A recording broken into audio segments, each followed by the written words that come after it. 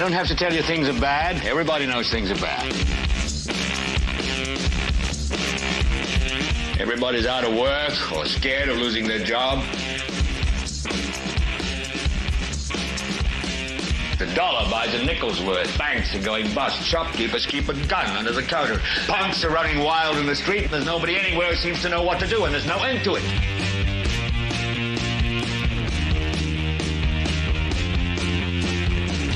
The air is unfit to breathe, and our food is unfit to eat. And we sit watching our TVs while some local newscaster tells us that today we had 15 homicides and 63 violent crimes, as if that's the way it's supposed to be. We know things are bad, worse than bad. It's like everything everywhere is going crazy, so we don't go out anymore.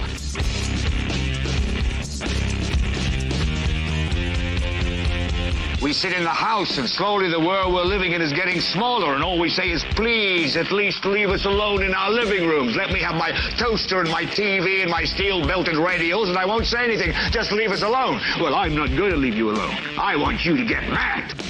I don't want you to protest. I don't want you to riot. I don't want you to write to your congressman, because I wouldn't know what to tell you to write. I don't know what to do about the depression and the inflation and the Russians and the crime in the street. All I know is that first, you've got to get mad. You've got to say, I'm a human being. God damn it. My life has value. So, I want you to get up now. I want all of you to get up out of your chairs. I want you to get up right now and go to the window, open it, and stick your head out and yell, I'm as mad as hell, and I'm not going to take this anymore. Welcome, ladies and gentlemen, to Monday Fun Day.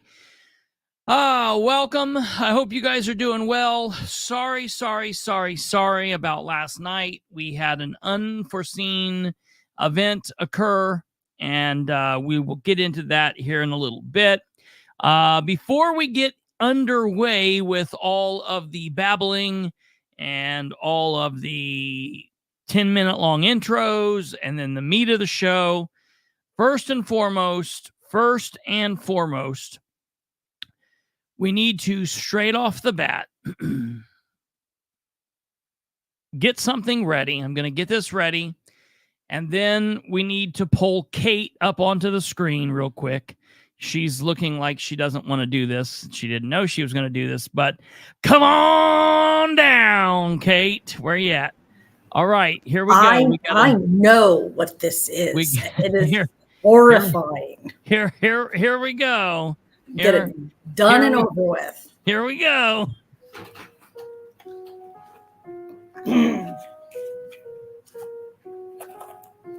Happy birthday, Mr. President. Happy birthday, Mr. President. And now, while it might not be the president's birthday, it is producer Kate's birthday. Happy birthday. Thank you. What are you doing? How's your birthday going today? Having a good birthday day? The kids did school. I had a meeting with my boss. I did work. It's a day. I know. Tell me about it. I know. It's just a day. I'm not like Brandon. I don't have like birthday day and then birthday month, right, and birthday season. So right, he's like such a girl like that. It's just a day, and really by this point in the year, I'm just over the birthday thing. Yeah. Because we start July 13th, and I have a birthday on July 13th in this house, and then one on August 1st, and then August 3rd, and then August 19th, and then on September 12th. Man, you guys just go bang, bang, bang, bang, bang. But yeah, I tell all you, 5 kids in a 2-month span. I'm over it. Yeah, that's amazing. So no more birthday crap. Yeah, I hear you. Today. Well, but I do appreciate everyone's well wishes. I appreciate that very much. Thank you for sharing your lovely, disgusting, whatever the fuck that was. Thank God. Thank God for Facebook, or I wouldn't know. I do everything I can to barely keep my 4 or 5 people in my life straight, and that's about all that I can do. And then in the last several years, not only have I kept on just the dates of birth, I've also like learned my like grandparents, like their actual birth information. I've learned their social security numbers and things like that for like doctor's appointments and stuff. So I'm to the point now where if it wasn't for Facebook, like I'm just going to put this out there for if this is for me specifically, but I appreciate everyone that gets on and tells me happy birthday on Facebook when it is. And I try to tell thank you to everybody I can. But I don't do that to people just because I don't use Facebook in the same way. So please, please don't be offended. And just understand if that means you don't want to tell me happy birthday on Facebook, I won't be offended. I hate birthdays too. And so I definitely get it. But I couldn't let that go without your birthday present. My solution for Facebook, I go in and heart everyone who tells me happy birthday, and then do a blanket thank you everyone for the birthday wishes. Yeah. Well, and it's not like you can't do it like that day or the next day, because people still for the next 4 or 5 days will be telling you happy belated birthday. I was still getting happy birthday stuff like in August. I'm like, dude, it is well past, So year older. I get to be the butt of the joke tonight too. What's that? What do you always get on your birthday? A year older. Another year older. Wah, wah, wah. Yeah, right. I'm not how old I am either. So anyway, I did my thing. I let people know it was your birthday. Now all those people can tell you too. Yeah. So, well, happy birthday, Kate. Thanks. Yeah. Thank you, everyone. I appreciate it. No problem. Well, very good. Well, we got that out of the way. Ladies and gentlemen, thank you for being here. We are very appreciative that you are here. We know that you could be anywhere celebrating Kate's birthday with anybody in the world. We are thankful that you choose to celebrate Kate's birthday with us. That means the world to us. And while you are here, we would ask that you do us the favor of, hey, for Kate's birthday, go in and click the thumb, finger, like, whatever that is up there if you're here. If you're not subscribed, click that, click the bell, do all of that stuff. That would be be wonderful for Kate's birthday. It's what she's always wanted for her entire life. The only thing she's ever wanted on her birthday was for you to click our like button. And if you would do that, that would make her very happy. Chris Bunner got COVID for her 73rd birthday. Oh, God. Yeah, I'll see all Kate wants for birthday is a like on our video. I'm telling you, that's exactly. Absolutely. So that's that. Hey, sorry last night we were not here. We had probably one of the craziest windstorms Saturday night into Sunday, and we had no problem. And there were a lot of people who had power outages all throughout East Central Indiana, Central Indiana, East Central Indiana. And look, folks, we're not even getting at the worst. I mean, some of the weather that has occurred because of this hurricane has been just absolutely biblical.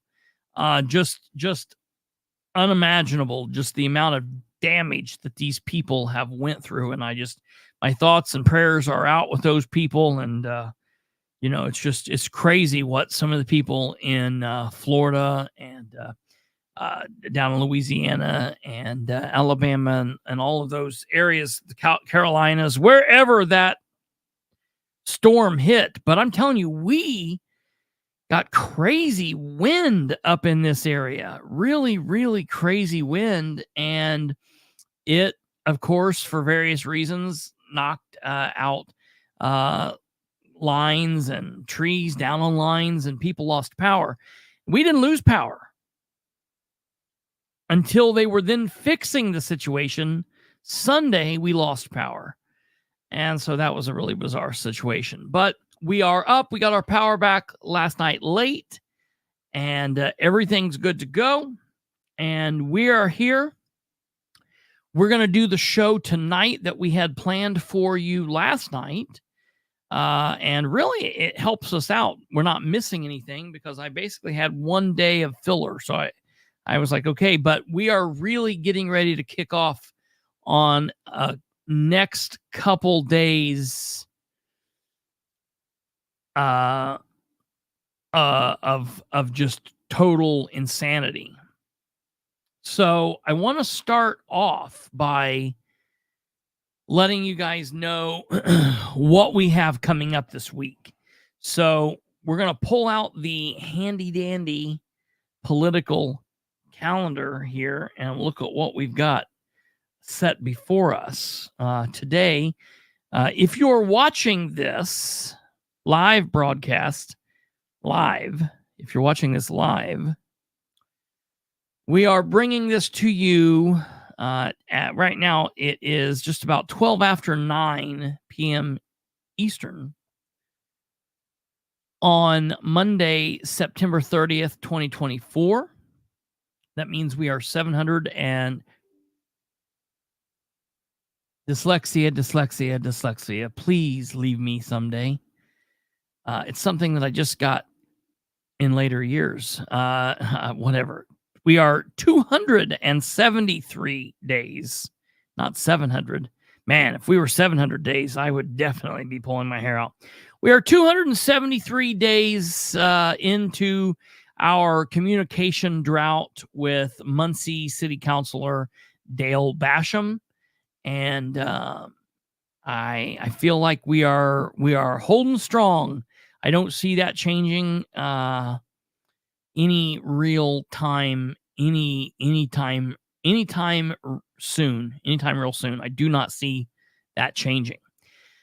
We are also 36 days away from Tuesday, November 5th, 2024, which is Election Day. That is the big day, folks. The big day. I had someone get a hold of me today and said that they cannot find in the state of Indiana when early voting starts.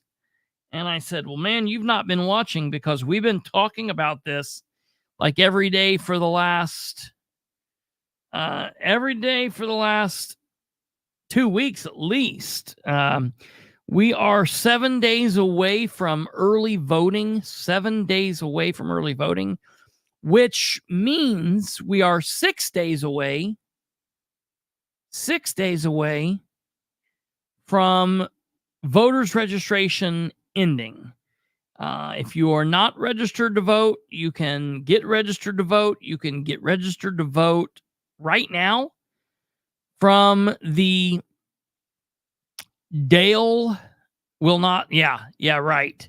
Well, it's not like specifically, it's more of a joke at this point. And I want to keep track of it this way. So every time we go before the council, I can let them know and kind of make an ass out of him. That's the whole point, honestly, at this point.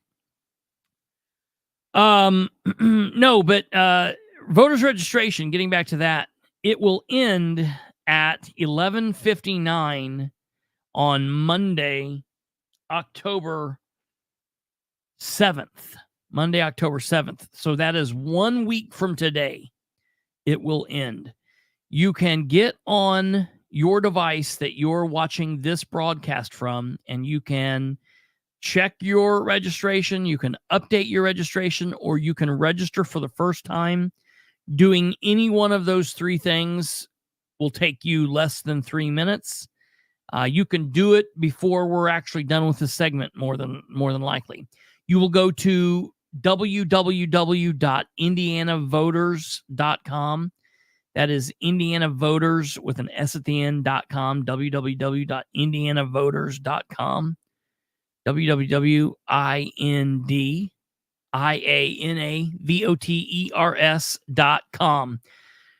Register, and we're starting to get into the period where it's like, okay, if you're not going to get registered, if you're not registered now, like, what are you waiting on? And that's kind of going to be what we're going to talk about tonight. The name of tonight's episode is the undecided, unaware, uneducated, and unconcerned. We're going to be talking about that this evening. So once you get registered, and once registration ends at 11:59 on Monday, October 7th, when it kicks over to Tuesday the 8th, that next day, when the clerk's offices open up around Indiana, you will be able to walk in and early vote if you are so inclined to do that. I would recommend not doing that.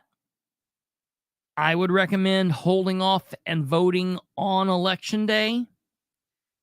But if for some reason you can't, or you won't be around, or you just want to make sure you get it done, you can go in and we'll keep you up to date on how that will be, when the hours are, and all of that. Keep in mind that early voting will basically run Monday through Friday. Next week, it'll run Tuesday through Friday. And then the week of the 14th through the 18th, it will run the 14th Monday through Friday the 18th. And then it will run Monday the 21st through Friday the 25th. And then there will be early voting on Saturday the 26th. And then early voting will run Monday the 28th through Friday the 1st of November. And then there will also be early voting on Saturday the 2nd. There will then be early voting until noon on Monday the 4th. And then Election Day is 36 days away on Tuesday, November 5th, 2024. So keep that in mind and be ready to do what you need to do there. And if you have questions for any reason, if you have questions on your federal politics, which we're going to talk about that in a minute, if you have questions about your state picks, if you have questions about your local picks, don't just hide. Ask somebody. Reach out, talk to me, reach out, talk to Kate, reach out, talk amongst yourselves. Talk to somebody completely different. Talk to a Republican you trust. Talk to a Democrat you trust. Talk to a Libertarian you trust. Don't talk to anybody politically, because they're all idiots. Talk to your preacher. Talk to your brother. Talk to your mother. Talk to a stranger. Talk to somebody. If you've got a question, now's the time to start finding out what you believe, what you think, what you value. 36 days until the shit hits the fan one way or another. That's probably true. Hey, Lenny. I was going to mention him. I was going to tell everybody. I get people asking me all the time about Lenny. And he commented on a video that we put up earlier, that I put up on the weekend. And he was like, hey, still here watching. Just don't really watch at 3 a.m. anymore. And I was like, all right, that works. I love it, brother. So I'm glad to see him here. And we understand. We got a lot of people that have changed when they watch the next day or whatever. And I get it. I understand. No hard feelings. How people, people got life. I get it. I understand. We appreciate you being here, whether you watch live or if you watch in your own time. Whenever you watch, we appreciate you. And that's all that matters. All right.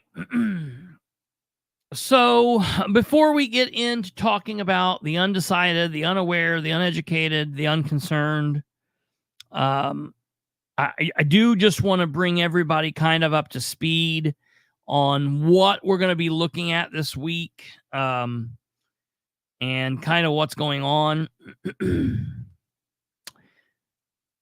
Tomorrow is Tuesday. There is a Madison County Commissioners meeting that I will not be attending. I'm pretty sure that Catherine and company will be attending that meeting tomorrow. So if you're interested in following what's going on in Madison County, you need to check out what's going on in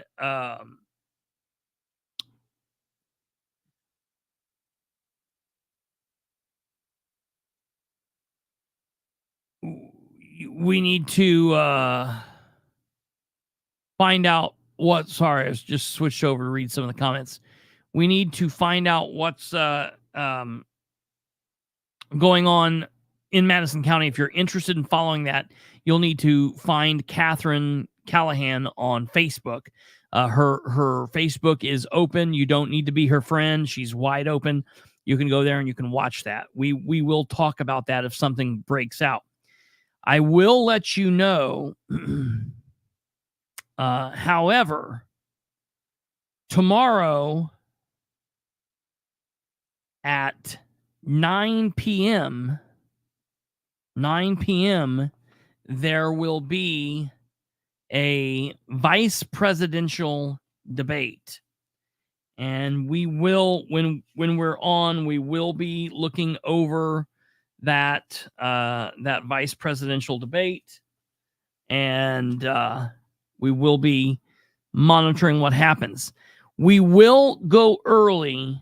We will go live about 30 minutes early tomorrow. So we will come on at about 8:30 tomorrow.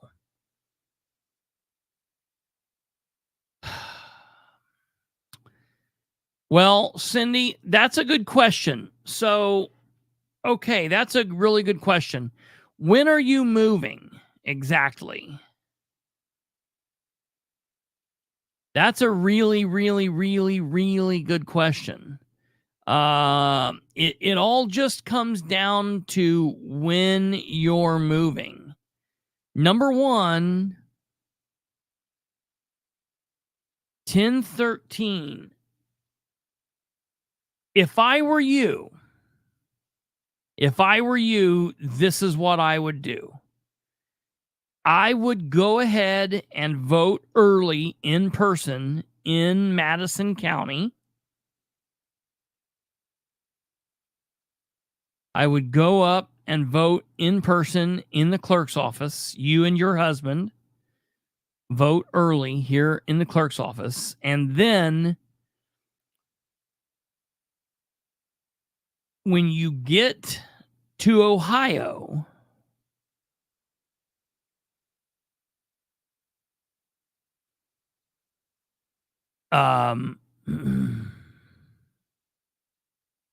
after the election, maybe a week or two after the election, then look into what you need to do to register over there to then be registered for your next election cycle in Ohio. Yeah, if I were you, I would go ahead and vote here in Madison County, because you have not researched any of Ohio's candidates. You've been a part of what's been going over here. If I were you, I would absolutely go ahead and pre-vote here, because after Tuesday the 8th, you'll be able to vote. So you could vote sometime early. You could vote Tuesday, Wednesday, Thursday, Friday. Vote, and then you don't have to worry about it. You can go over there, you can move, you can get all that process over, and you can register once you have time and are breathing. We will talk. Matter of fact, I'll message you maybe in December and just make sure that you've registered. But it's not something you'll have to worry about over there for some time after. So yeah, that's what I would go ahead and do. If I were you and that was the choice that was before me, that's what I would do. I would go ahead and vote based on everything that I currently know. So that is that. Okay. So tomorrow, Tuesday, we'll be on at 8:30. We will start at 8:30. And if we are able to then get things going and do that, we will live stream the debate. I'm actually very interested. I'm actually more interested in this debate than I was in the Trump Kamala debate. Just because I'm interested in hearing these people for in a little bit of an extended period of time, and I'm interested to hear how either one of them does in a bit more of the adversarial way, because I don't think that either one of them are very strong in an adversarial type manner. Neither one of them are like Kamala and Trump.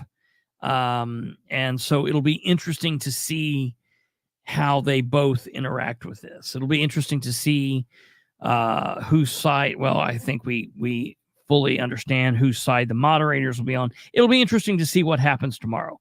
I have not talked to Kate about this yet, but if she's up to it, maybe we can fact check tomorrow's thing as well. You don't have to. Everybody loves it. When we do that, we get a lot of people on Twitter that loves it. So I think it will be, it'll be very interesting to see what happens. So that's Tuesday. Then Wednesday, we have the Board of Works like normal. Wednesday, folks, we have the first gubernatorial debate here in the great state of Indiana.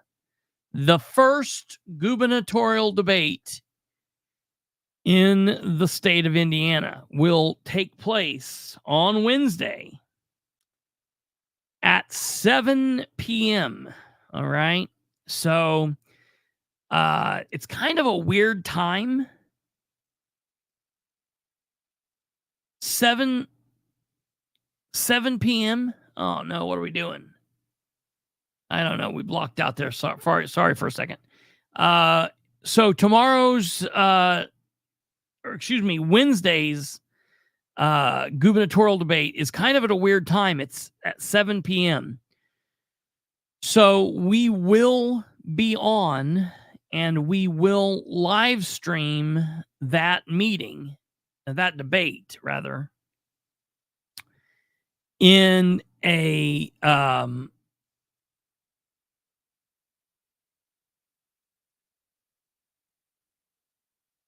special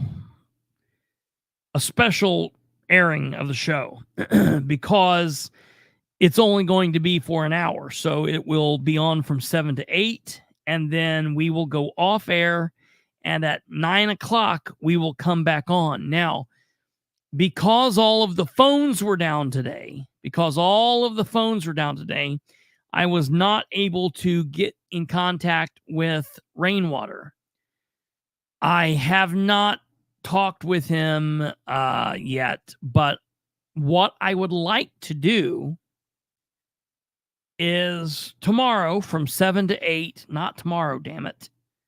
I keep getting ahead of myself. Tomorrow is the vice president debate. On Wednesday, we will be here early at 7 to do a special broadcast of the governor's debate at 7 p.m. Then when we come on at 9 p.m., we will go through the debate. We'll kind of talk about it. And I would like to have Rainwater come on, even if just for a few moments, to maybe give a rebuttal and to talk about what he's got to say about that. So I will let you guys know.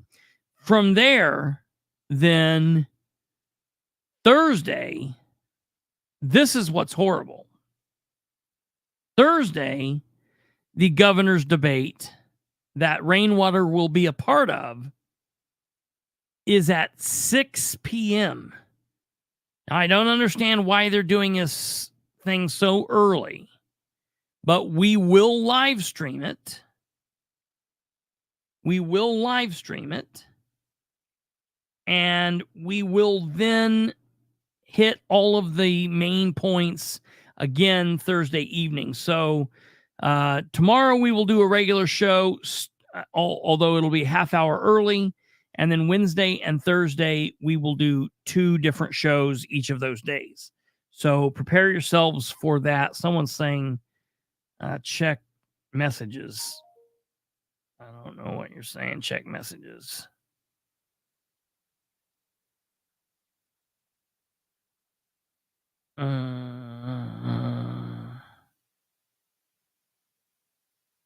Okay, let me see. So you didn't see my text, Chris? I don't know. I've got a lot of messages to go through because the phone Verizon was down today. Verizon didn't come up until about 8 o'clock. And so I see them here. I'm just reading it now, but okay, yeah, I'll look at this when I get off here. All right, sorry. Yeah, I'm just now getting back on screen. Okay. So, Friday night we will then be live. Friday night will be our 300th show, God willing. We'll do that Friday night. And we have a big thing for that as well. So, that is what we will that's the plan for this week. So we've got a lot going on, and it will be interesting to see kind of what happens. Now, I do want to let everybody know I'm not giving up until tomorrow, until Wednesday when the debate actually starts at 7 p.m. for the governor's races. I will not be giving up on attempting to push the rainwater deal. I want to let you guys see this. I'm actually kind of interested in this. So 17 hours ago, I made the following post. This coming Wednesday, October 2nd, 2024 at 7 p.m., 2 Indiana-based news stations will air a live debate between 2 of 3 candidates running for governor of Indiana. Hoosiers will only have a chance to hear from Republican candidate Mike Braun and Democratic candidate Jennifer McCormick, because Fox 59 and CBS 4 Indy will not allow Libertarian candidate Donald Rainwater to appear on the debate stage alongside his opponents. But why? It all comes down to arbitrary reasons that serve no real purpose, and truthfully, what they are doing should be seen as a form of election interference or voter manipulation. Rainwater is a legitimate candidate, the same as both of his opponents. They all have followed the guidelines to appear on the ballot during the upcoming general election on Tuesday, November 5th, 2024, in all 92 counties in the state of Indiana.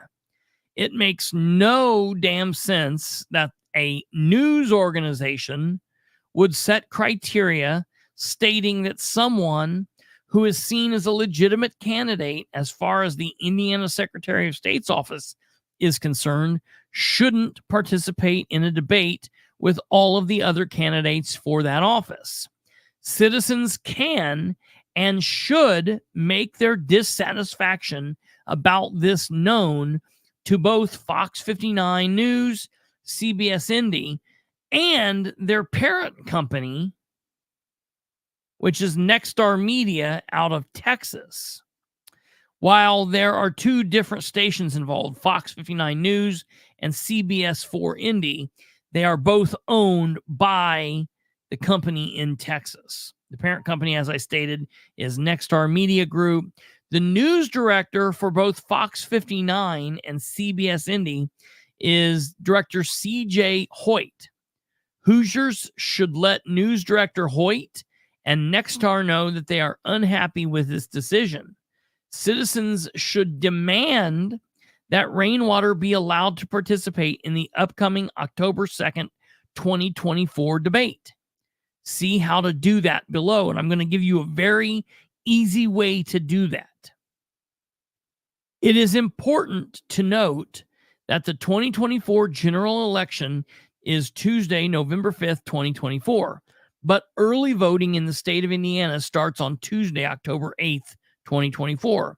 And believe it or not, but as far as the governor's race is concerned, there are still 13% of Hoosiers that are undecided about who they will vote for in the governor's race. Therefore, it is totally insane that this news company has decided to withhold information from those 13% of undecided Hoosiers. Why would you not want to inform those people fully? It does not matter if you support Rainwater or one of the other candidates. Since the opportunity to appear in the debate exists, since it exists at all, it should exist for all candidates. Every candidate that will be in the race should appear, period. For those looking to express their dissatisfaction about this decision and to demand that Rainwater be allowed to participate, all you need to do, and I've got it on my social media, okay, but I'm gonna put it up here for you so you can see this as well, okay. All you need to do is you need to go to Fox 59 and you need to look for this article, Fox 59 CBS 4 to host gubernatorial debate before November's general election. You look for this. And it comes down here and it reads and it tells you, and it tells you all this wonderful information, you know, Braun and McCormick and Rainwater, da-da-da-da-da. But the best part is, and this, they made it so easy. And so many of you are already doing this, and that's great, but we need more people to do it. You go in here and you put in your name. It's required. Put your name in. If your name's John Doe, so be it. If your name's Kristopher Bilbrey, if you want to put my name in, so be it. Put in whoever's name you want to put in there. Put in an email address. Put your email address in.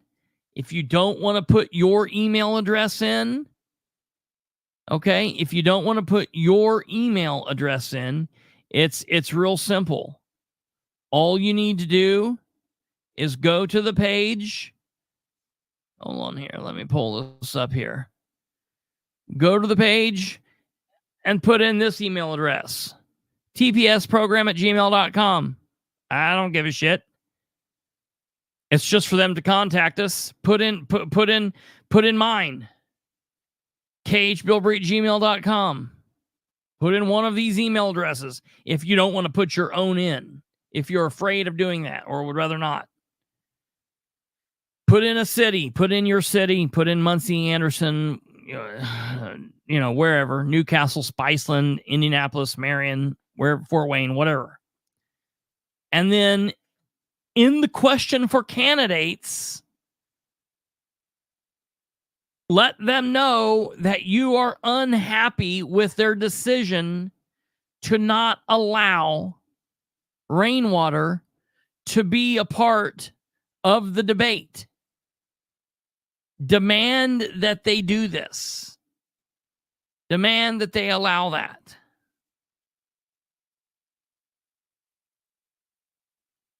All you need to do is leave a comment, all right? And what I've done on my social media is I've actually put a sample copy that if you don't know what to put or you're not good with words or you just want to make it simple, just go to my Facebook, Kristopher H. Bilbrey on Facebook, and copy between, you'll see where it is. It says sample, copy and paste if you want. And it says, as a citizen of Indiana, I demand that you allow Donald Rainwater, Libertarian candidate for governor of Indiana, to participate in the gubernatorial debate that you are hosting on Wednesday, October 2nd, 2024. By limiting voters' ability to hear from all choices they have, your organization is technically interfering with this election process. Donald Rainwater is a legitimate candidate that will appear on all ballots in Indiana's 92 counties. And as a news organization, you should not be in the business of manipulating outcomes. However, that is what you're doing here, but not by not allowing Hoosiers to hear from all of their choices. I am demanding that Nexstar Media Group, CJ Hoyt, Fox 59 News, and CBS 4 Indy permit Rainwater to appear on the debate stage or cancel the debate completely. All you need to do is simply click that and copy and paste. Okay, that's very important to do that. Now, I've put this forward, and interestingly, Director CJ Hoyt responded to me today. Director Hoyt said the following: "Hello, Nexstar is a large organization and prides itself on efforts to effectively deliver quality political programming throughout the country." I don't care about the country. I'm talking about this debate. The planned governor debate is another example of Nexstar using resources to provide voters with more coherent review of the leading candidates. Again, tell me you're not manipulating and interfering without telling me that you're manipulating and interfering. You know what I mean? Tell me that you're manipulating and interfering without telling me that you're manipulating and interfering. That's what I was trying to say. As we made the candidates aware well in advance, okay, Nexstar uses objective and non-discriminatory criteria to govern which candidates are eligible to participate in Nexstar-sponsored debates. Unfortunately, Mr. Rainwater did not meet the polling threshold described in our debate criteria. You can see our criteria here. Again, it floors me. In that very poll, they show that there are 13% of undivided. If their poll showed that there were no undecided Hoosiers, okay, then whatever. But if their poll shows that there are Hoosiers that do not know who they're going to pick, and they have the ability to put the candidates in front of the Hoosier audience, not doing so, folks, is insane. He goes on to say, while Mr. Rainwater did not qualify for our debate, he will remain part of our daily editorial coverage decision, and anchor Dan Feeler will continue to put him in his interview rotation of governor candidates for his weekly political program, In Focus. Just last week, we aired a story in which we followed Donald Rainwater for a day on the campaign trail. You can see that here. None of that matters to me, ladies and gentlemen. I messaged back to CJ and I said, I absolutely respect that you reached out. And I fully understand the criteria you guys put in place. I also appreciate that Rainwater will remain in the daily editorial coverage.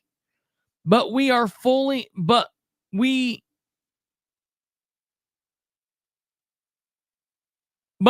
understand that the televised debate tomorrow has the potential to reach many more people than your daily editorial coverage. That said, the polling data that Nexstar Media Group released shows that 13% of Hoosier voters are undecided. Other than just being some arbitrary criteria, can you explain how keeping the people from hearing a candidate that will be on the ballot in all of 92 Indiana counties makes sense? Indiana's debate commission agrees with the practice. Any thoughts? And CJ responded to that. We are not keeping anyone from hearing from a candidate. Donald Rainwater has been on our air and will continue to be on our air. We understand not everyone agrees with our criteria. So he then wants to dodge the question because, listen, I'm completely shocked that they think that it's not keeping a candidate off their airways when they're going to put on a debate during a time period that is not like must-see TV. It's not prime time. It's not 8 or 9, but 7 p.m., you're getting there. And the fact that they're going to not allow Rainwater to be in that debate is crazy to me. All right. So now I feel at this point it has to come down to the candidates. I'm done with the news media. I'm done with CJ Hoyt. I'm done with Next Star. Go there and blast them. I'm not saying don't do that. But I have now been as I have been all along, targeting. Yes. Oh, I just had some interesting math for you because I know how much you love math. Absolutely. So as of January 2nd, 2024, there were 4,674,413 registered voters in the state of Indiana. Hold on. Tell me that number again. 4,674,413. Okay. So they say 13% of voters are undecided. Okay. That means that there are 607,674 voters who don't know who they're going to vote for. So tell me that number one more time. 674. You got to round up the decimal. Wait, say it. All right. 600. 7,000. 7,000. 674. 674. Okay. That's how many people. That's 13%. If 13% of voters don't know who they are, that is more than 500,000. Yeah. Voters who are undecided. Yeah. And that's their polling data. And that's their polling data that they put forth. Mm-hmm. And they're saying that they don't feel like they have an obligation to allow all of those people to hear from I mean, that's nuts to me. Yeah, it's ridiculous. 500,000 voters who don't get to hear from all the candidates, who don't know who they're going to vote for yet. 500,000. And how many people's minds would he change on the stage? Yeah. Listen, all you got to do, Kate brings up a good point. How many people's mind would he change on the stage?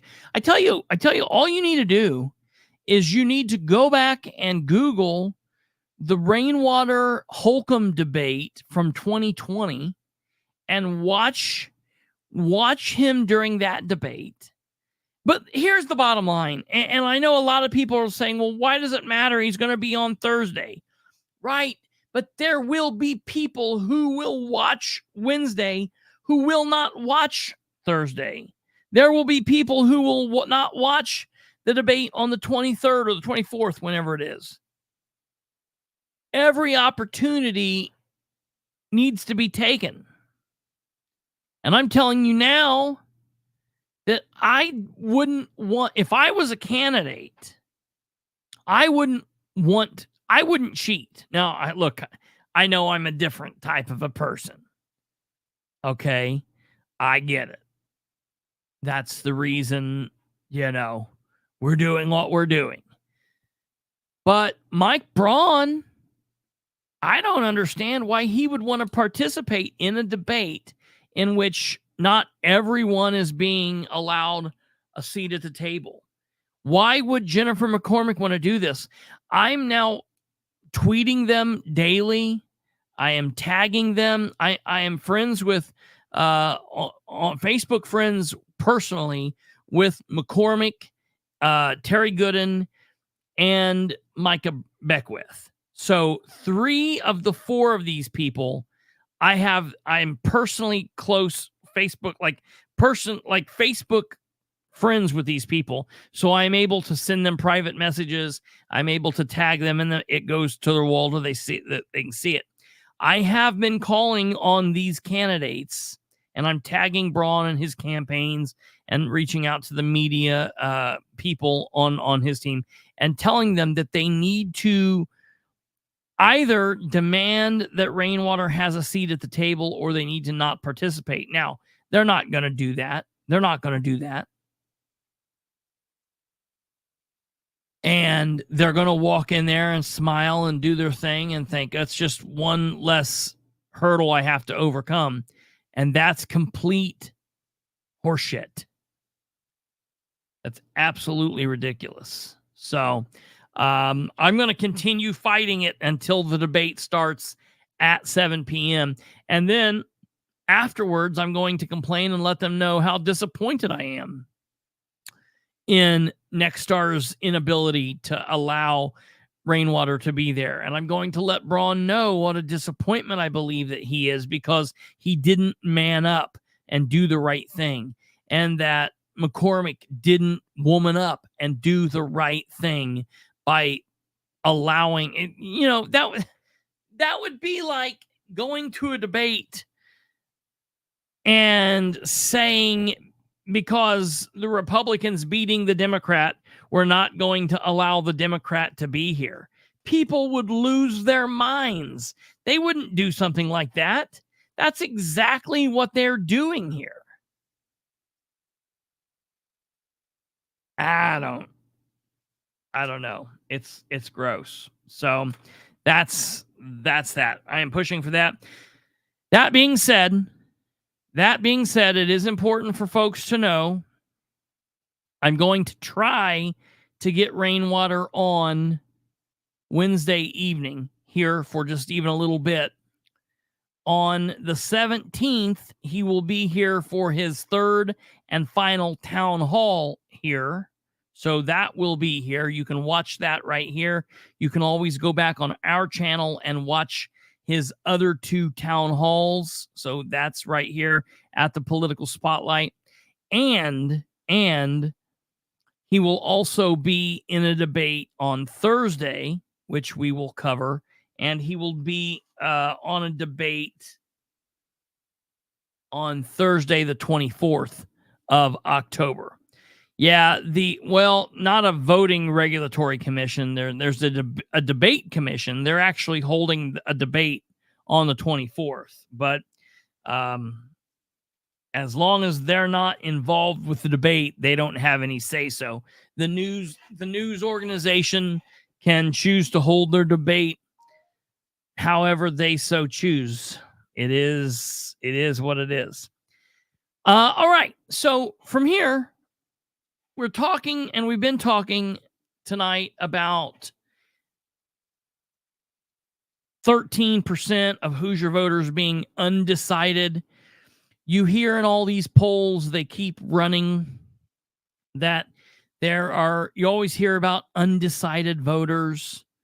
A lot of times we talk about people who are uneducated, talk about people who are unaware. A lot of times I don't understand why people seem so unconcerned. And we have varying degrees of all of these things. We have varying degrees of all of these things. And so that's what we're going to spend the rest of this episode talking about and looking at and discussing. Because I've been off screen for quite a bit of this show. So I do want to come back on and talk to you and answer a couple of questions. DC Swamp said they did this in the primary with the governor race. They did well, and listen, and they did it. What's funny to me is Not only did they do it with the governor's race, but they also did this with the lieutenant governor's race.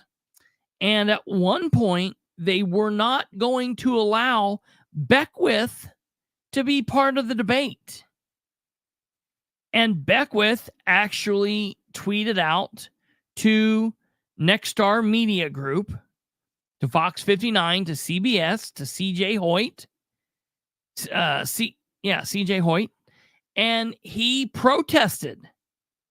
And Beckwith said, listen, you need to allow all of the candidates to be a part of the debate. Now, for all of you people out there that are Beckwith supporters, my question to you is this. If Beckwith thought that it was not right for Fox 59, CBS, Nexstar Media, if he felt that it was not right that they not allow all candidates to participate in a debate in the primary, do you believe that he should hold those same values today? Do you believe that he should still feel that same way? Do you believe that I should be able to show him his social media post and say, hey, you chose to protest this back in the primary when it affected you. I'm just simply asking you to do the right thing here now. Let me tell you, if Braun said, I'm not going to participate in this debate unless the Libertarian candidate and the Democrat candidate can appear on the stage with me, they would allow Rainwater to be on the stage. They wouldn't say, well, okay, and just give Jennifer the floor. They wouldn't do that. They would not do that. Now, like Kate said, no, it was only important to him when it was him. It was only important to him when back then because it was him. Yeah, she's absolutely right. Absolutely. And the other issue is they don't want that to happen because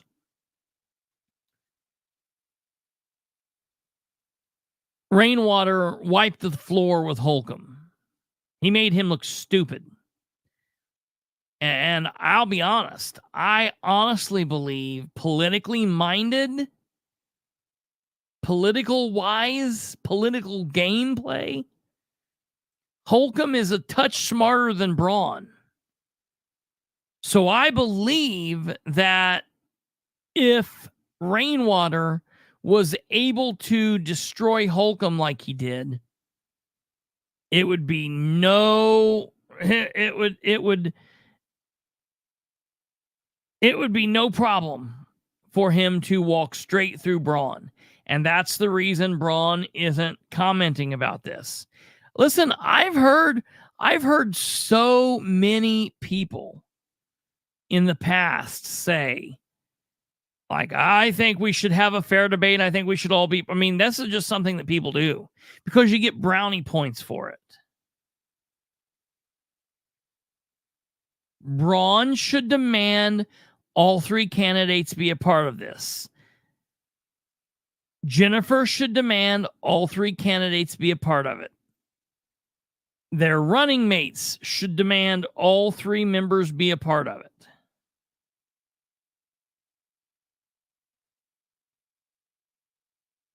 And if you are not willing to do that, if you cannot do that, you know, then I've got no use for you. So, we'll see. So I want to talk a little bit about these undecided, the undecided. Abdul Hakim Shabazz has the governor's race undecided at 10. They have the undecided in the presidential. They're saying that anywhere from 3.8 to 5.2% of the population is undecided in the presidential election. I honestly don't understand that. I don't know how you could be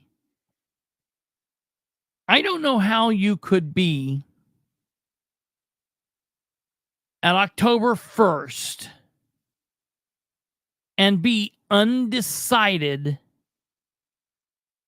in what you're going to do, really, in any race. There are a couple races that I have that I'm like, I could go either way. It's not really I guess it's not really a matter of being undecided. It's almost a case of being so hyper informed that it's like, yeah, you're like trying to figure out the best move 3 moves ahead. Like, I could pick this person and then this will happen, or I could pick this person. It's not like I just simply do not know. I do not understand that. That floors me. They in a poll that Abdul Hakim Shabazz ran last week, he says that 20% of Hoosiers can't tell if Indiana is on the right track or the wrong track. They just simply don't know. Like, how many people of you here that are Hoosiers, if I ask that, how many of you believe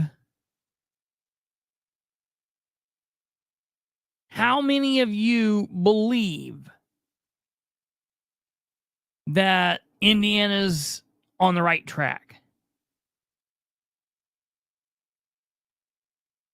How many of you believe Indiana is going down the wrong track? How many of you would say, I don't know. I don't know. That's crazy. David says, in defense of Micah, he can't really do anything. He's not even in the debate. And to that, sir, I say complete bullshit. He can't do anything. He can't open his mouth and voice his opinion. That's the whole point of him being in the position he's in. Remember, he's supposed to be in the position of trying to get Braun to do the right thing. He's supposed to be the voice of reason, the voice of the Constitution, the voice of the conservatives back here saying, hey, I don't think you should do that. And because his job as lieutenant governor really serves very little role or very little purpose, the only thing he technically has is the power behind the office and his ability to speak. So I think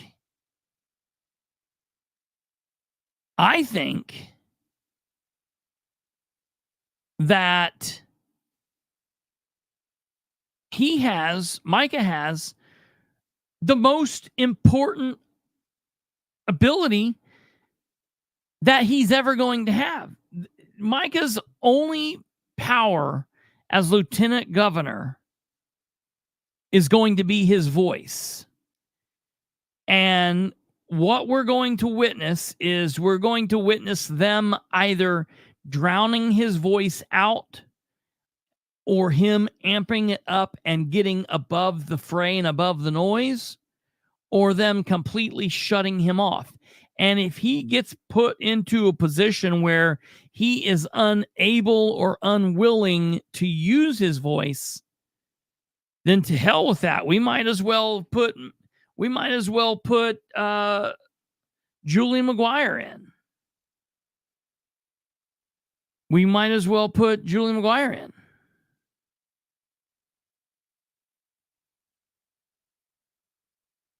You know, I don't know. I don't know. That's the same thing I said a while back was, you know, if Micah, who I was happy that he won over Julie because Julie was absolutely the establishment. And then like 2 weeks after he won, the establishment swamped him. And he buddied up with JD and he buddied up with Scott Alexander and he buddied up. All he did is immediately buddied up with all of the establishment. Well, at that point, what the hell? We might as well just put Julie in.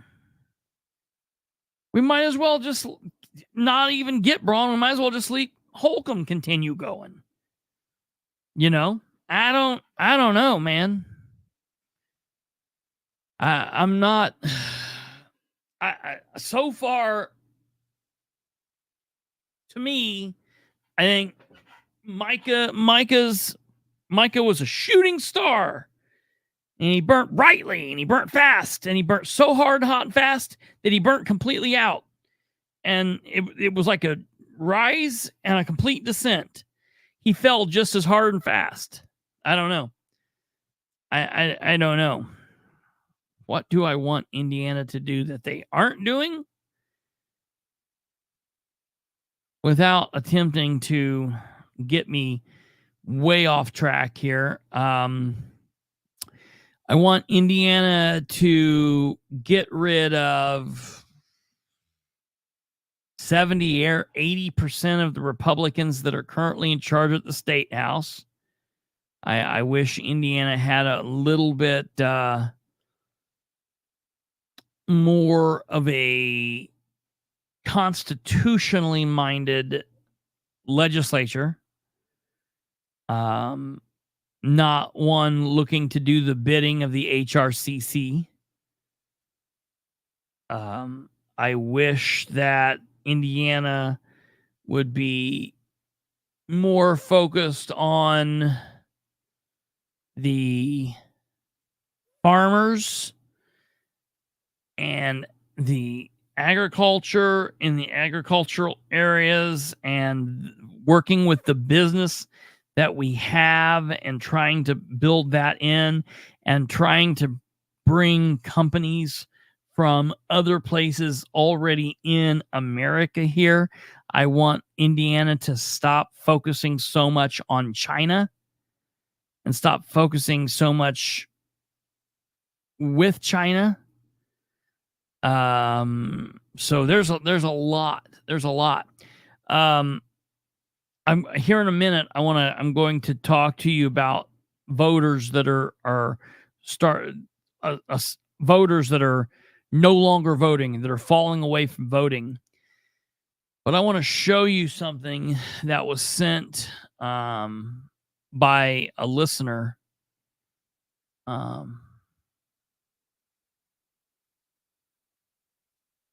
Either last night or today. I don't know because I don't know when I got this because of when my phone wasn't working because of the great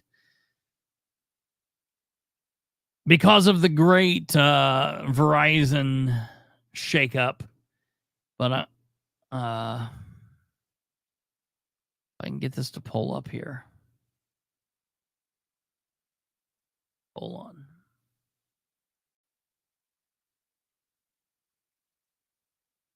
Okay, yeah, right here it is. This did not happen in Indiana. This is not Indiana. But I could see Indiana doing this. I could see Indiana doing something like this. I mean, this is right up Indiana Republicans' wheelhouse.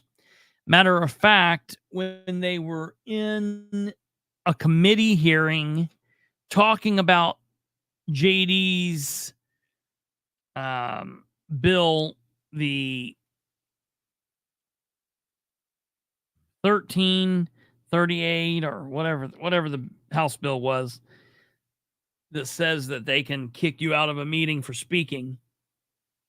Whatever bill that was, the senators in there that were talking when it was in the committee for the senators, Aaron Freeman was taking shot after shot after shot at the public access counselor. And it's very apparent that he does not like the public access counselor, and he does not like the Indiana open door laws, and he does not like that citizens have a right to request documents and witness this. Matter of fact, let me tell you, okay, there was a push to put on the back end of House Bill 1338 a section that would have allowed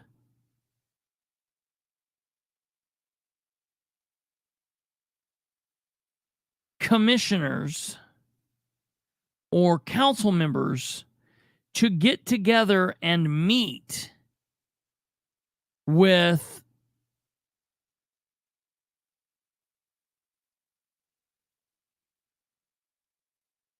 each other and not call it an open door violation. It would allow, for example, two commissioners to get together and have a lunch in which they discussed business with someone who would come up, and that not be something that would need to either not happen or that it could happen and there would be no need to take notes or call it a meeting, that there would be citizens would have no access to that.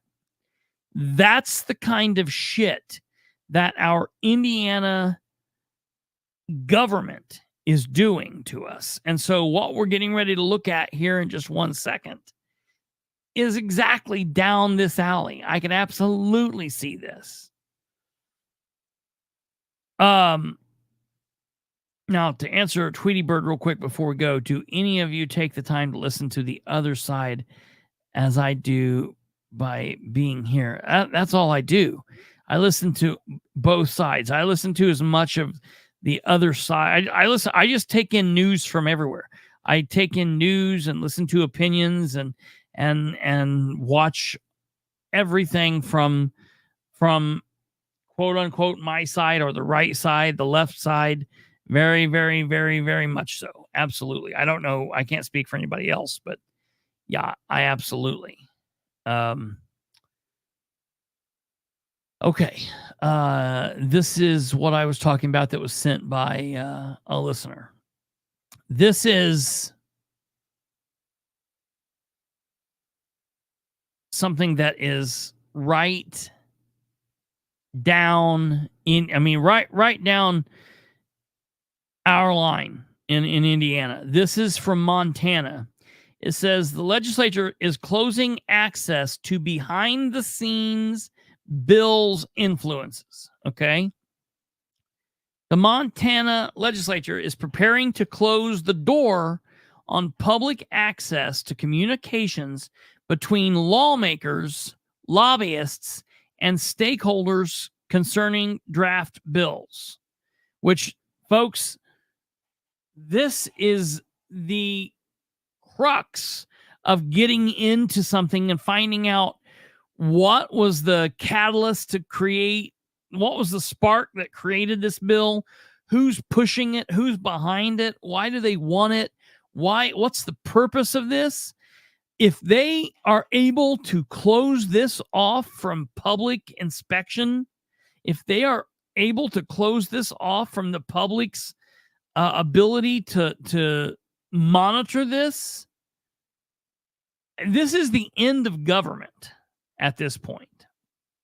if they do this. Legislative staff informed lawmakers this week that the communications previously available to the public and frequently examined by journalists no longer needed to be made publicly available based on a district court ruling concerning a Republican lawmaker's communications about a bill that redrew Montana's Public Service Commission districts. In June, State Senator Keith Rieger successfully fought off a request for the behind-the-scenes information regarding a bill Rieger authored to redraw 5 districts of the Montana Public Service Commission, which regulates monopolies. 5 individual voters joined by the nonprofit group Montana Conservation voters requested the information. Lewis and Clark County District Judge Kristopher H ruled July 12th that Rieger and other lawmakers' communications with lobbyists and stakeholders when writing bills are protected from public scrutiny. That is insane. Legislative. Hold on. Huh? Yep. Indiana already has something like this. It doesn't specify, but anytime that we've requested emails or any kind of public records from the State House, what do we get told? That's a work product. You can't have it. Well, they already do it here. Yes and no. I understand what you're saying. When Brandon was requesting the emails between what was he requesting? I know what you're talking about. You're right. Just about campaign brochures. Oh, that's right. That's what it was. But that's you work are right. product, so he can't have it. Yeah, that's right. Now, don't tell me that printing company doesn't have some kind of lobbying going on to give them the kind of deals that they get. That's right. I mean, this is a little bit different than that, but yeah, I get what you're saying. But the same thing is going on here.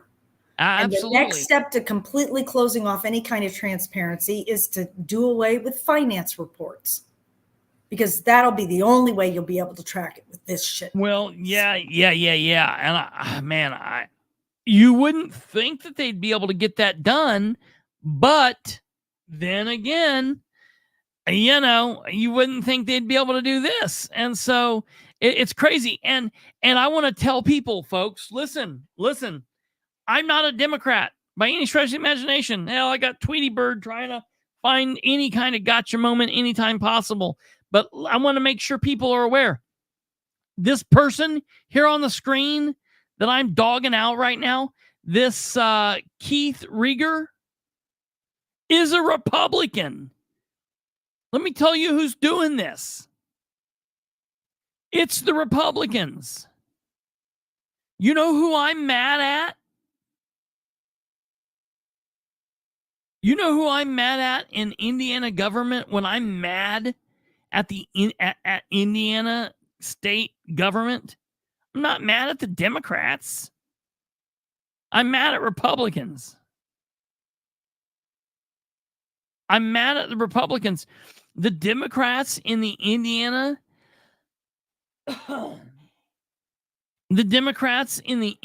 State House have been more constitutionally minded in the last two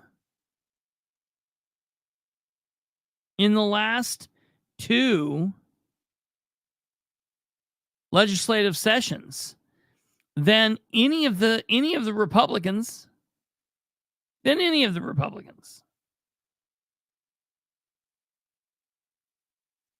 So I just want, again, people to be aware that this kind of nonsense is happening in your state, where you're at, whether you're in Indiana or Colorado or Montana, Louisiana,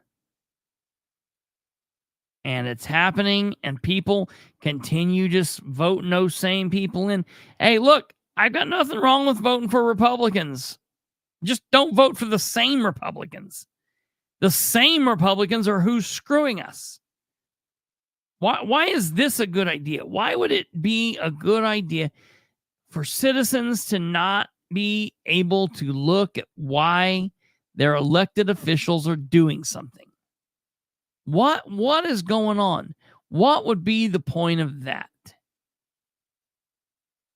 Because look, right now they're trying to take care of their own. They're trying to take care of state level government. What happens once they get through with doing that? Guess who they're going to then try to protect at that point? All the municipalities will say, well, look, you took care of yourselves. You blocked them from being able to get this, and you blocked them from being able to get that.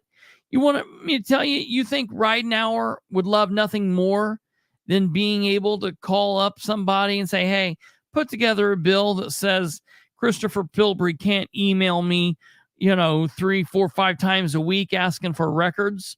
He keeps getting emails that say that I emailed someone called Lover One. I don't want him to get that anymore.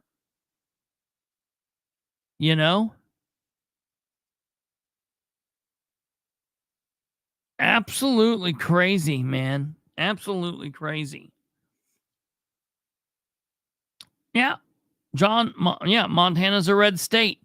They're a red state. No, that's exactly right, Clinton. No lube. Since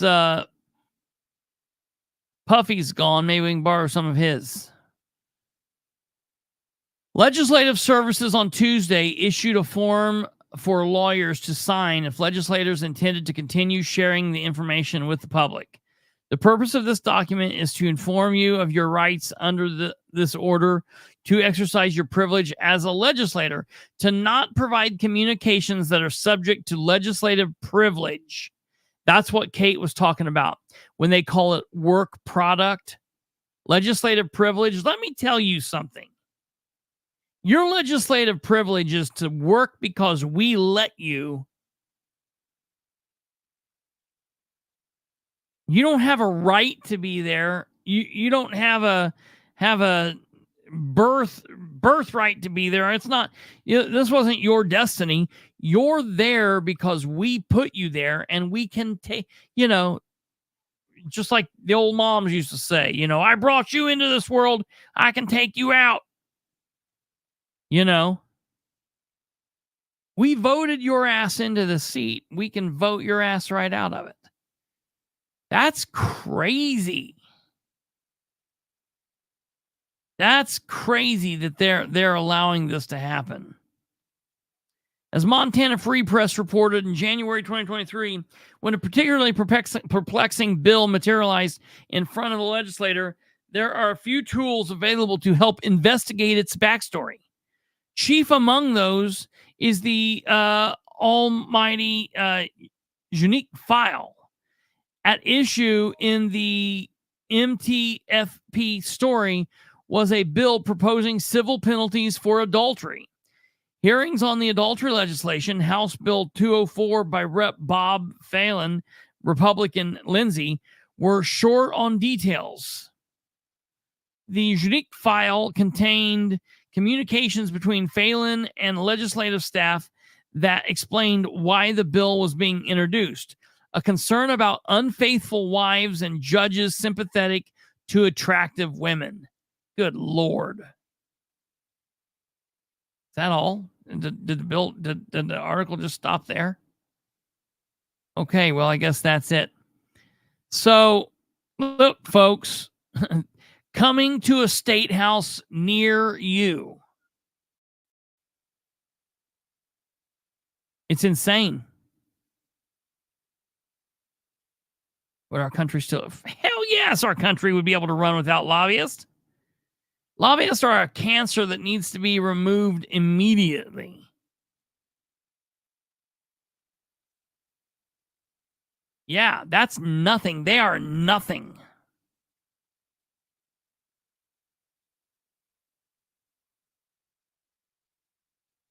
Absolutely. Yeah. Yeah.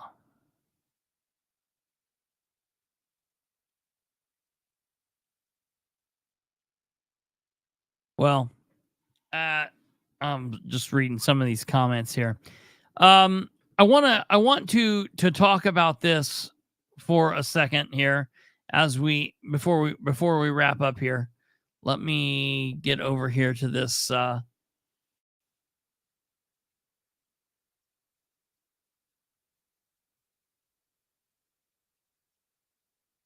article.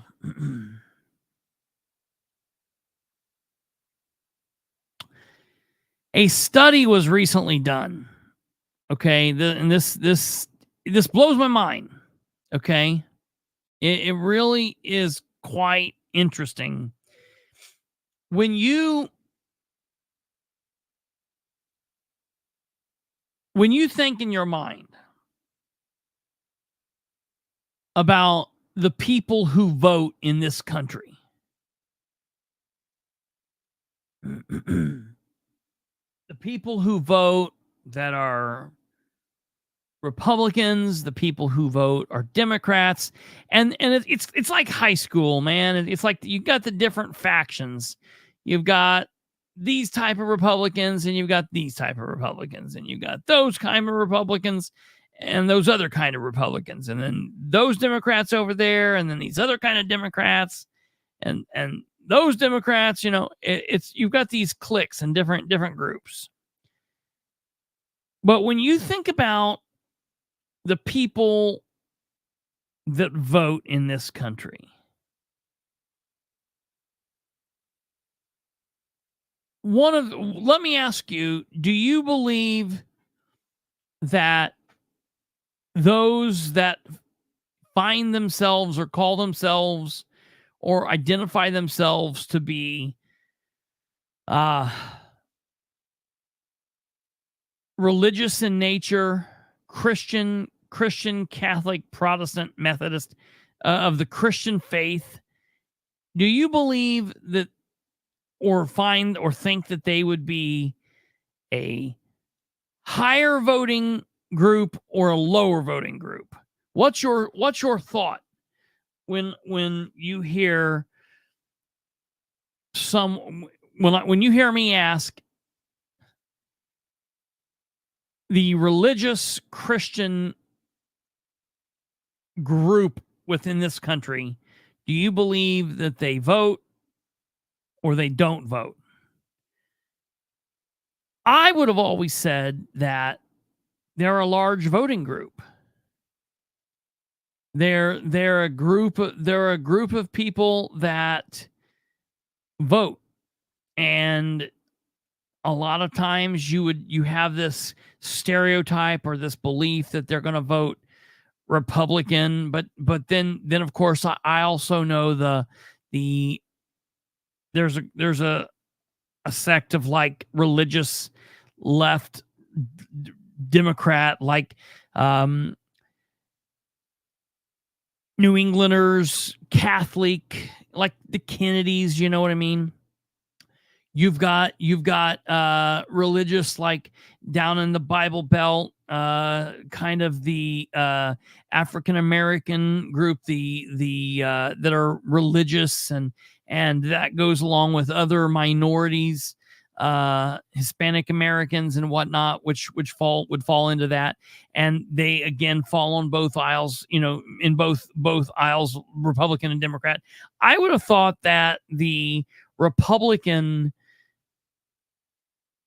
Christian group or the religious group would have been a group that would vote. And I understand that in America over the last couple of years, religious belief has been deteriorating. And I know that unfortunately that's something that is going down. A poll was recently ran by the Baker Institute for Public Policy, and it says that the Christian voters will play an outsized role in this U.S. election. And this is really interesting to me, that the religion's influence in U.S. politics which has been something of a surge through in years past, will have a less of an impact this year. That's really amazing that they're actually saying that the amount of people that are identify as Christian, less are actually voting. Church teaches them to vote Republican, which is wrong. And here's the thing, I've been to a lot of different churches, and I have never, ever, ever, ever, ever, ever heard a preacher, a pastor, a minister ever push voting Republican or voting Democrat. While they dance around political issues, I've never heard anyone specifically push voting a specific reason. I believe that it is important for a religious body to tell their people that they need to vote and to be a part of the process. I believe that it is part of religious belief that you should be part of getting, it's just kind of our philosophy here, getting educated and getting active. I can hear the church, or believe the church would say, think on this, pray on this, and go out and be part of picking the leader. I think that that's something that religious leaders would want to push. Now, I can't say that I've ever really truly heard anyone saying, you need to go and vote Republican. I think that there are issues that Republicans or religious Republicans would tend to say, well, these are quote unquote religious Republican, ideas. But yeah, I think those are individual people more than the specific church. I'm supposed to render unto Caesar that which is Caesar's, and I get a say in who Caesar is, and I'm going to have my say. Yes, absolutely. I have never heard at a church, but I am certain I could accurately guess any church I've been to. I'm not a religious person, but I know that there is evil in this world.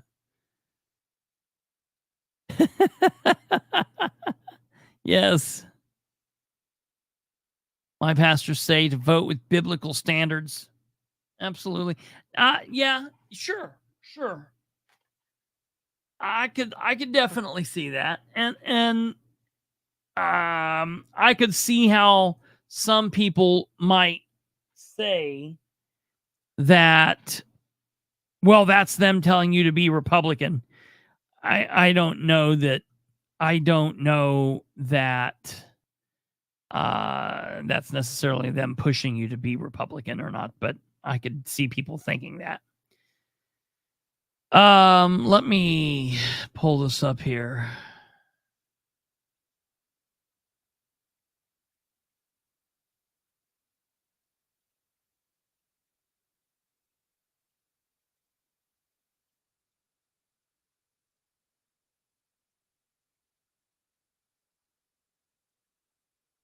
Okay. Damn it. Cannot get this thing to load. Give me 1 second.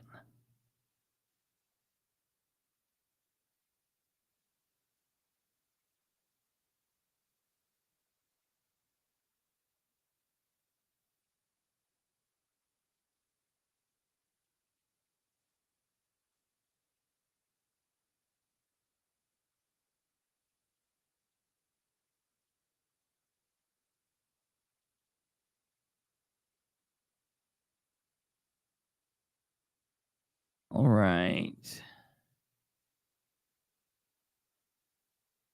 Well, I'm not being able to pull up. I had a graph that I wanted to pull up and was going to put up on the screen, but I'm not being able to Let me see if I can get it over here. Give me one more second. Sorry. Bear with me. Technical glitch.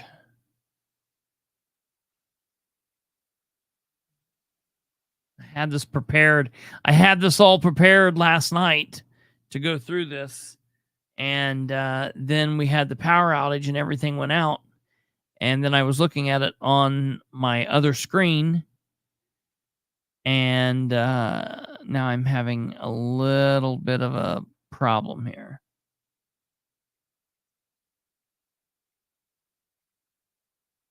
Ah, damn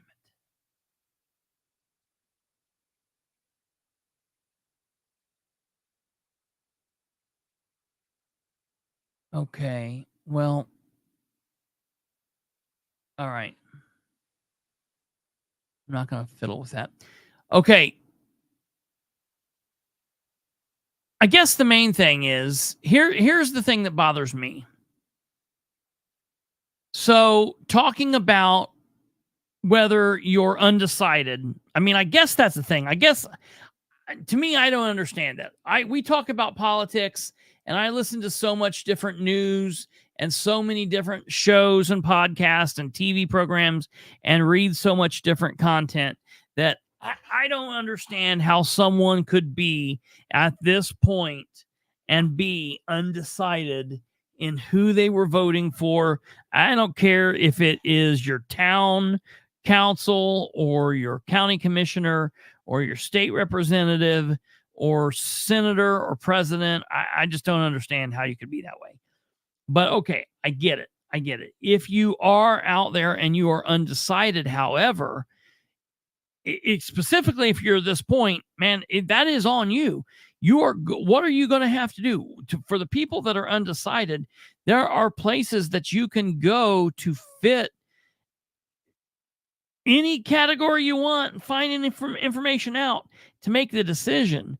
I think that there are some people that use the term of being undecided as a way to just hold off and not tell people. Look, you don't have to tell people who you're voting for. If you don't want to tell people who you support or who you're voting for, that's up to you. That's fine. Don't tell people you're undecided. Just say, I'm holding that to myself. So that first and foremost, you don't ever have to tell anybody who you vote for. We know that as Americans. We should understand that. If you don't know that, you should know it. But don't confuse people and say, I'm undecided. That's ignorant. If you are undecided, you need to seek out. It's like the thing I always tell you in Muncie. People still, I just saw something last week. Someone saying again, where can I go to get information on what's going on locally? Dude, it's out there. Look it up. It is there. There's blogs. There's even the dying newspapers. Hell, they're still there. You know, you can find what you're looking for if you do a little bit of searching. I understand there's far more information out there on national politics and what's going on and Trump and Kamala and you know, Lindsey Graham and all that shit. I get it. But there are people out there that push state politics. There are programs out there that push local politics. You can find information about what's going on around you if you look. Okay, that's the undecided people. However, for the people who are unaware, I don't like my choices. Now, if you don't like your choices, that's a different. I'm not undecided. I just don't like many choices. Okay, so if you don't like your choices, what do you do? What do we do if we don't like our choices? I know what I do when I don't like my choices. I don't like either one of the people that are running. I leave it blank. Okay. That's a vote of no confidence. So when you go in and you don't like your Democrat president or your Republican president, will you leave that space blank? Do you leave that blank? I would leave it blank. I won't vote for someone I don't like and I don't trust. That's me. I don't have a problem with leaving spaces blank. I don't have a problem with leaving spaces blank.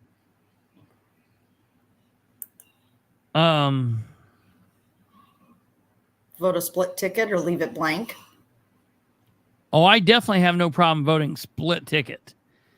I definitely don't have problem voting split ticket. I do that frequently. I mean, really, I mean, if JD Prescott, there's 100 voters in his place and he gets 20 votes and he wins, what does that say? Yeah. 100 ballots are yeah. cast. Yeah. He only gets 20 votes, but he still Sure. manages to win. Yeah. It's very, that speaks volumes. It's the same thing that happened with like Sproles down in Henry County. And Sproles is like, I have a mandate. And it's like, no, you don't, dude. 9,000 people voted for you out of a county of 40,000 voters. You do not have a mandate. Right. Or that's insane. Run for office yourself. Now so that's very big. That's very big. Chris says because yes, yeah. So I have no problem. I've went in before and pulled a ballot and voted for one or two people on the thing and left everything else blank. I've done that a couple times. I have no problem doing that. I've done that in municipal elections. I've done that in a few county elections. I've got no problem doing that. I almost always vote both ways. I vote Republicans and Democrats, Libertarians. My ballot's all over the place as far as that goes.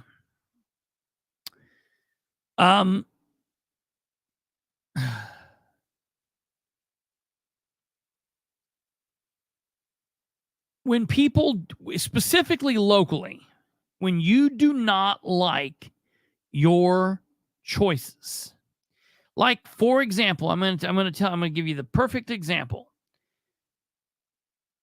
When you go in Delaware County this coming up election cycle, everyone in Delaware County, does not matter where you live, every voter in Delaware County has the ability to vote for Commissioner Sherry Riggin. Now, she's unopposed. There's no Democrat running against her. There's no Libertarian running against her. It's just her. Don't select her name. If she's the only one on the ballot, screw it. She wins. She's going to vote for herself. You don't need to select her name and give her, because at that point, pushing her is a vote of confidence. Leave that blank so she has less people than how many ballots are polled, like Kate was saying. But when I go in there and I see that, I see, man, she's the only option. I don't like that choice. I do not like that choice.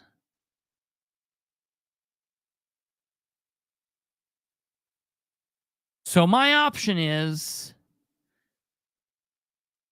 to grin and bear it. The next 4 years, she gets a pass. We're stuck with her dumbass decisions, and her sitting over there writing her romance novel and doing whatever it is that she's doing. She's not governing. And in a year, 2 years, we need to start talking to people in the community, Republicans and Democrats, about putting themselves in line to run against her, to run for that office. We need to talk. We need to talk people in. Maybe it's you. Maybe you need to decide. There's no election next year. But let me tell you, folks, you don't decide to run for an office the week before you got to turn your name in. If you're a serious candidate, if you're going to be someone who's going to do it for real, you got to start planning 6 months out, a year out. year and a half out, 2 years out. You got to start the planning process now. We don't have an election next year. Next year's an off year. It's the reset year. Every 4 years, we get a reset year. After the presidential election, we get a year off. So in 2 years, not January 25, but January 26, people will start the process of signing up to run for office on the county level, state level, and the federal level. That's the midterm election. And if you want to appear on that ballot, like, for example, the commissioner that'll be on that ballot will be Shannon Henry. And if you are in Shannon's district and you're even remotely think, yeah, maybe that could be me, you need to start talking about that now, just in the talking phase. So first of all, you got to understand that. But maybe it's not you, but maybe you want to help get someone because you don't want Shannon to just walk into it again without having, specifically here in Delaware County, in East Central Indiana, in Randolph County, and Madison County, we leave so many blanks on the ballot. And that is such a no-no. I want the primary to be full. I want to have 2 or 3 Republicans running for each position and 2 or 3 Democrats. That way, voters have a choice and they can pick, hopefully, the best candidate to move on to then run against the other side's best candidate. We have to start that now.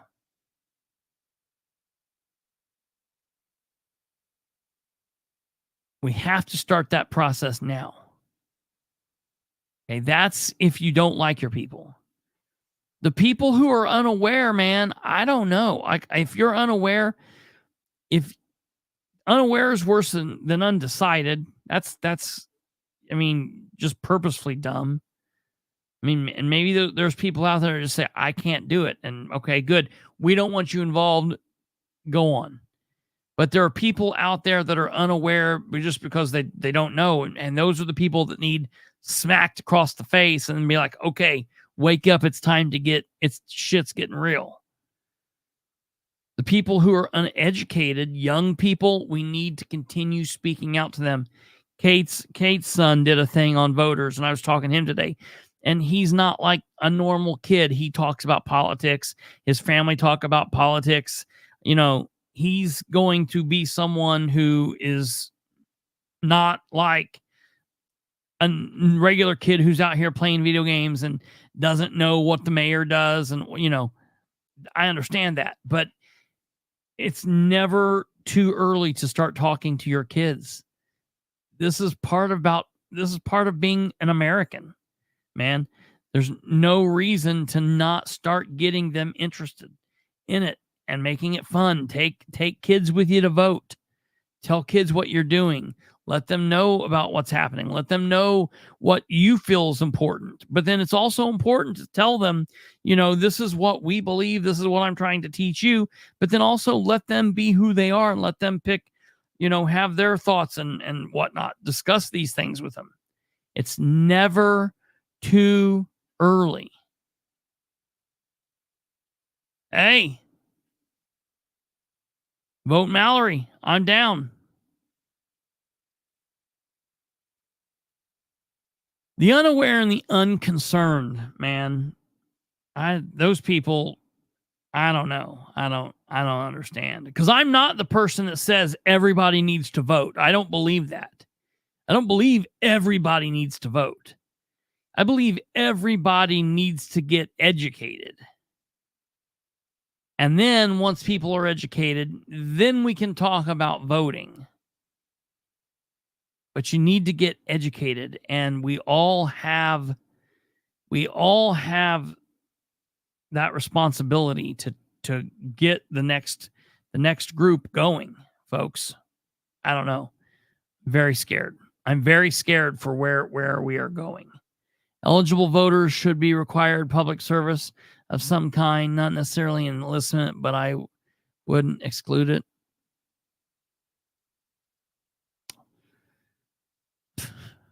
We might start ours. We might start ours on politics young when the 10-year-old is telling you he has a First Amendment right to speak when you tell him to be quiet. That might be a problem. No, it's fantastic. Yeah, it's fantastic. Your kids are great. That's my brother's kids were doing the same thing. That's hilarious. All right, folks.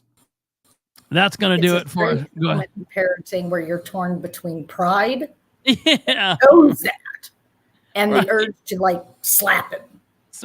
Yeah, right. And we just walked away because it was slap, laugh, or drop dead on the spot. It was, yeah. I love it. Not good. I have a First Amendment right.